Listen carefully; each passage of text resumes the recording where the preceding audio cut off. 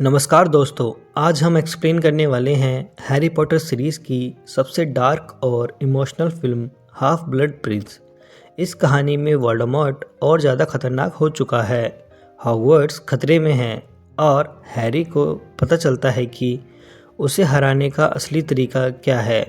यह फिल्म सिर्फ मैजिक नहीं दिखाती बल्कि वोल्डेमॉर्ट की असली हिस्ट्री और उसकी कमजोरी रिवील कराती है। तो चलिए शुरू करते हैं पूरी कहानी। दुनिया में वोल्डेमॉर्ट और उसके डेथ एटर्स आतंक फैला रहे होते हैं। लोग डर चुके हैं और जादू की दुनिया खतरे में है। इस बीच स्नेप ड्रैको की मां से वादा करता है कि अगर ड्रैको अपना मिशन पूरा नहीं कर पाया तो वो उसकी मदद करेगा। डंबलडोर हैरी को एक पुराने टीचर स्लगहॉर्न के पास ले जाते हैं क्योंकि स्लगहॉर्न के पास वोल्डेमॉर्ट के अतीत से जुड़ा एक बहुत बड़ा राज छुपा होता है। यहीं से असली कहानी शुरू होती है। वोल्डेमॉर्ट को हराने के लिए उसके पास्ट को समझना ज़रूरी है। स्कूल में सब कुछ सामान्य दिखता है। रॉन और लेवेंडर रिलेशनशिप में होते हैं। हरमाइनी को जलन होती है। हैरी और जिनी करीब आने लगते हैं।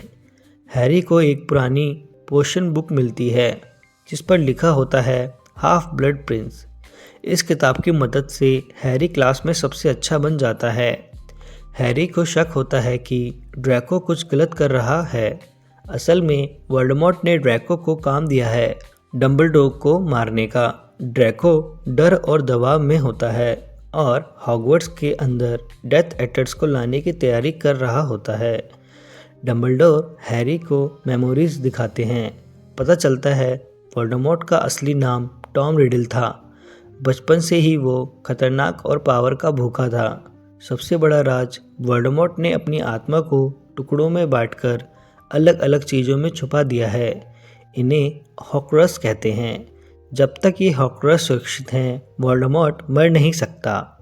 डंबलडोर हैरी को एक गुफा में ले जाते हैं जहां एक हॉक्रस छुपा होता है। उसे पाने के लिए डंबलडोर को एक खतरनाक पॉइजन पीना पड़ता है और वो बहुत कमज़ोर हो जाते हैं। अब हैरी समझ जाता है वोल्डेमॉर्ट को हराने का तरीका है उसके हॉक्रस को ख़त्म करना। ड्रैको हॉगवर्ट्स में डेथ एटर्स को ले आता है और डंबलडोर को मारने की कोशिश करता है, लेकिन वो हिम्मत नहीं कर पाता। तभी स्नेप आता है और सबके सामने डंबलडोर को मार देता है।